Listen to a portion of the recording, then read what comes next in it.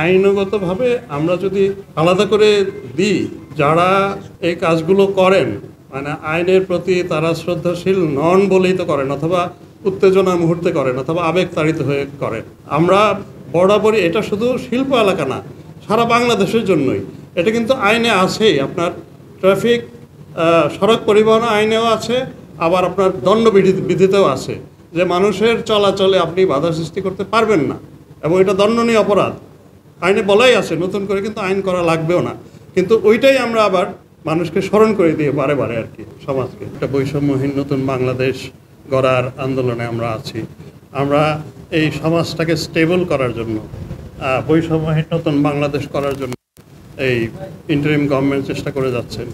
তো এইখানে যাদের স্বার্থে আঘাত লেগেছে নিশ্চয়ই তাদের মধ্যে অনেকে সংক্ষুব্ধ, এবং এটা খুবই স্বাভাবিক যে এই বর্তমানে শান্তি শৃঙ্খলা রক্ষা, মানুষের জনজীবন যেন সুন্দরভাবে চলে, এই সব জায়গায় অনেকেই চেষ্টা করবেন যে এখানে যেন অস্থিরতা তৈরি হয়, যেন এখানে বলা যায় যে এই প্রশাসন ব্যর্থ হচ্ছে। এরকম তো অনেকেই আছেন, এটা যাদের স্বার্থে লাগছে। তো এটা খুব স্বাভাবিক। আমরা নিশ্চিতভাবে জানি না যে কেউ আছেন অথবা কে আছেন, তবে এটা একটা খুবই সাধারণভাবে কমন সেন্স এটা, যে এরকম একটা সংক্ষুব্ধ পক্ষ আছেই, এবং আমাদের মনে হয় যে এরকম কেউ নিশ্চয়ই রয়ে গেছেন এবং তারা এখনও ক্রিয়াশীল আছেন, এবং তারা সেটা সমাজের বিভিন্ন পর্যায়ের লোক। তো তাদেরকে প্রতিহত করাই আমাদের কাজ, সেজন্যই আমরা আছি, শান্তি শৃঙ্খলাটার যেন বজায় থাকে। ঈদের জন্য প্রতি বছরই ঈদ আনন্দ উদযাপনের জন্য সবাই বাইরে যান, বা তার শহরে যেখানে তারা কাজ করেন এগুলো ফেলে রেখে যান।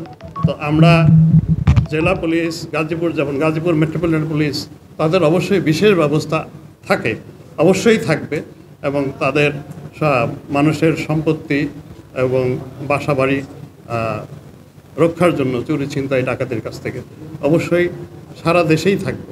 আমরা তারপরেও প্রত্যেকে যারা বাড়িঘর তালা দিয়ে বাইরে যাচ্ছেন তারাও সতর্ক থাকবেন, সমস্ত প্রিকশন নিয়ে যাবেন, কিন্তু পুলিশের ব্যবস্থা অবশ্যই থাকবে।